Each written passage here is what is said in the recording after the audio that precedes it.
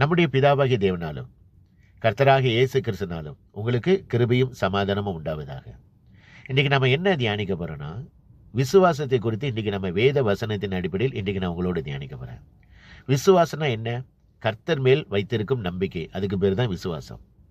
இந்த பரிசுத்த வேதாகமத்தில் அநேக பரிசுத்தவான்கள் விசுவாசம் உள்ளவர்களாக இருக்கிறாங்க. அவர்களை சிலவற்றை குறித்து நான் உங்கள்கிட்ட தியானிக்கணும்னு ஆசைப்படுறேன். எபிரேயர் 11வது அதிகாரத்தை எடுத்தீங்கன்னா அநேக ஒரு லிஸ்டே கொடுத்துருக்கிறாப்புல. விசுவாசம் யாரெல்லாம் விசுவாசமாக இருந்தாங்களோ அந்த விசுவாச வீரர்களை குறித்து அநேக லிஸ்டே இருக்குது.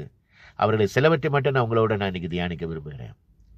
எபிரேயர் 11வது அதிகாரத்தில் விசுவாசமானது நம்பப்படுகிறவர்களின் உறுதியும் காணப்படாதவர்களின் நிச்சயமாக இருக்கிறது. இந்த விசுவாசத்தினாலே தேவன் தம்முடைய வார்த்தையினாலே உலகத்தை உண்டாக்கினார். இந்த விசுவாசத்தினாலே ஆபேல் காயினுடைய பலியை பார்க்கலும் தேவனுக்கு மேன்மையான பலியை செலுத்தினாப்ல. இந்த விசுவாசத்தினாலே ஏனோக்கு மரணத்தை காணாதபடிக்கு எடுத்துக்கொள்ளப்பட்டாப்ல.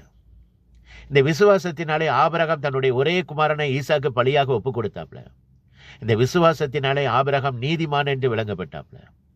இந்த விசுவாசத்தினாலே நோவா காலத்திலே காணாதவைகளை குறித்து தேவ எச்சரிப்பு பெற்று பயபக்தியுள்ளவனாகி தன்னுடைய குடும்பத்தை ரட்சிப்பதற்கு ஒரு பேழையை உண்டு பண்ணினாப்ல. இந்த விசுவாசத்தினாலே சாரால் முதிர் வயதுள்ளவனாகிலும் ஒரு பிள்ளையை பெற்றாப்ல. இந்த விசுவாசத்தினாலே ஈசாக்கு வருங்காரியங்களை குறித்து ஏசாவையும் யாக்கோபையும் ஆசீர்வதித்தாப்ல. அததான் எபிரேயர் 12வது அதிகாரத்தில் சொல்லப்பட்டிருக்கிறது.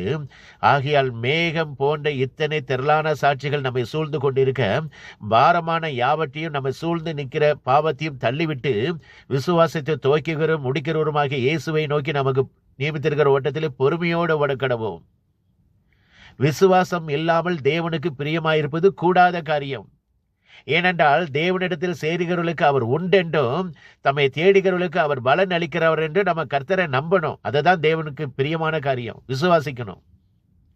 அதனால தான் அப்போஸ்தலனாகிய பவுல் சொல்லியிருக்கிறாரு, சுத்தம் உள்ளவர்களுக்கு சகலமும் சுத்தமாக இருக்கும், அசுத்தம் உள்ளவர்களுக்கும் அவிசுவாசிகளுக்கும் ஒன்றும் சுத்தமாயிராது. அவர்கள் புத்தியும் மனசாட்சியும் அசுத்தமாக இருக்கும். அவர்கள் தேவனை அறிந்திருக்கிறோம் என்று சொல்லுகிறார்கள், கிரிகளினாலே மறுதளிக்கிறார்கள். அவர்கள் அருவருக்கப்படத்தக்கவர்கள், கீழ்ப்படியாதவர்கள், எந்த நற்கரிலை செய்ய தகாதவர்கள். யாரு? அவிசுவாசிகள். கர்த்தர் மேலே யாரெல்லாம் நம்பிக்கை வைக்கலையோ அவர்கள் அருவருக்கப்படத்தக்கவர்கள், கீழ்ப்படியாதவர்கள். எல்லாம் இருக்கும்போது கர்த்தர் மேலே விசுவாசம் வைக்கிறது ஒரு பெரிய மேட்டரே கிடையாது. ஒண்ணுமே இல்லாத நேரத்தில் இது அவ்வளவுதான் முடிஞ்சு போச்சுங்கிற ஒரு சூழ்நிலை இருக்கு தெரியுங்களா, அங்க நம்ம கர்த்தர் மேல நம்பிக்கை வைக்கிறோம்ல, அதுதான் கர்த்தர் எதிர்பார்க்கிறாரு. அந்த விசுவாசத்தை தான் இன்னைக்கு கர்த்தர் எதிர்பார்க்கிறாரு. ஆனா இன்னைக்கு அநேக ஜனங்கள் ஒரு சின்ன பிரச்சனையை கண்டு விசுவாசம் இல்லாம சோர்ந்து போய் புலம்ப ஆரம்பிச்சுறாங்க, முறுமுறுத்துறாங்க, வேதத்தை தியானிக்கிறத விட்டுறாங்க, ஜெபிக்கிறத விட்டுறாங்க, துதிக்கிறத விட்டுறாங்க. கடைசி எண்டு வரைக்கும் யாரெல்லாம் கர்த்தர் மேல விசுவாசமாக இருக்கிறாங்களோ அவர்களை கர்த்தர் ஒரு நாளும் வெட்கப்படுத்த விட மாட்டாரு. நம்மகிட்ட எதிர்பார்க்கிறது என்ன தெரியுமா? உங்க காணிக்கை அவர் எதிர்பார்க்கல, விசுவாசத்தை தான் கர்த்தர் எதிர்பார்க்கிறாரு. நீங்க அப்போஸ்தலனாகிய பவுல் பார்த்தீங்கன்னா தீத்து, பீலமோன், எபிரேயர் எல்லா இடத்துலையும் பாருங்க, பவுல் விசுவாசத்திற்கு தான் முக்கியத்துவம் கொடுத்திருப்பாரு. இன்னைக்கு அந்த விசுவாசம் நமக்குள்ள இருக்குதா? விசுவாசம் என்ன?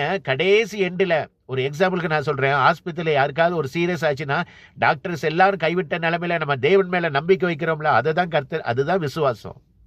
ஒரு குடும்பத்தில் ஏதாவது பிரச்சனைகள் மத்தியில் இனிமே அவ்வளோதான் ஒன்றுமே கிடையாதுங்கிற ஒரு சூழ்நிலையில் இருக்கும் பொழுது நம்ம கர்த்தர் மேலே நம்ம வைக்கிறோம் பார்த்தீங்களா, அதுதான் விசுவாசம். இன்னைக்கு அந்த விசுவாசம் உங்ககிட்டையும் என்கிட்ட இருக்குதா? இந்த 2025வது வருடத்தில் ஒரு தீர்மானம் பண்ணுவோம். ஆண்டவரே, விசுவாசத்தில் நாங்கள் உறுதியாக நிற்கத்தக்க எங்களுக்கு கிருபையை கொடுங்க. சூழ்நிலை கண்டு பயந்துடுறோம், புலம்ப ஆரம்பிச்சிடுறோம், முறுமுறுக்க ஆரம்பிச்சிடுறோம். அந்த புலம்பக்கூடாது, முறுமுறுக்க கூடாது. என் தேவன் இம்மட்டும் நடத்தின தேவன் இனிமேலும் நடத்துவார், காப்பார், ஏந்துவார், தப்பு வைப்பார், சுமப்பாருங்கிற அந்த விசுவாசம் எனக்குள்ள கொடுங்க. அந்த விசுவாசம் எப்பொழுது எனக்குள்ள இருக்கத்தக்க எனக்கு கிருபையை கொடுங்கன்னு சொல்லி கேளுங்க. கர்த்தர் இந்த 2025வது வருடம் உங்களுக்கு ஒரு ஆசீர்வாதமான வருடமாக கொடுப்பாரு. இந்த உலகத்தில் உண்மையான ஒரே ஒரு தெய்வம் இயேசு கிறிஸ்து ஒருவர் மட்டுமே. இயேசு கிறிஸ்து சீக்கிரத்தில் வரப்போகிறார். உங்கள் பாவத்தை விட்டு மனம் திரும்புங்கள், பரலோக ராஜ்யம் சமீபத்திருக்கிறது. கர்த்தருக்கே மகிமை உண்டாவதாக. ஆமேன். அல்லேலூயா.